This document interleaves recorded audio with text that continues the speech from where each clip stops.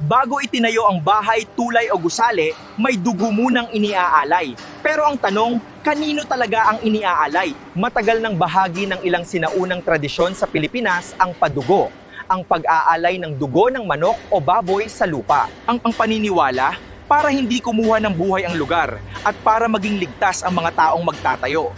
Pantaboy din ng malas. Sa sinaunang pananaw, ang lupa ay hindi lamang lupa. May mga lugar na pinaniniwala ang may sariling tagapagbantay, mga nilalang na hindi nakikita ng ordinaryong mata. Para sa ilan, ang padugo ay hindi pagsamba, kundi isang uri ng pakikisama at paghingi ng pahintulot. Pakikisama sa hindi nakikita. Kung ang pisikal na mundo ay may mga batas, kaayusan, pamahalaan at mga nilalang na may kanya-kanyang tungkulin, maaaring may ganoon din umanong kaayusang espiritual na hindi madaling maunawaan gamit lamang ang ating 5 pandama. May mga batas ang mundo ng tao, may mga batas ang kalikasan, may mga batas ang espiritual na daigdig, at higit sa lahat, may banal na kaayusan na nagmumula sa Diyos. Pero sa construction, kailangan ng engineer para sa pundasyon, at sa pananampalataya, Diyos ang pundasyon.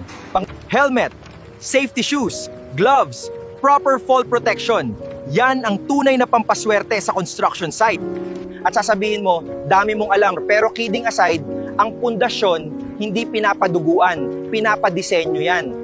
Pang sa engineering, hindi dugo ang nagpapalakas ng pundasyon. Ang tunay na nagpapalakas dito ay proper structural design, correct concrete mix, proper reinforcement, correct dimensions, proper curing, good construction practice, at proper PPE and site safety.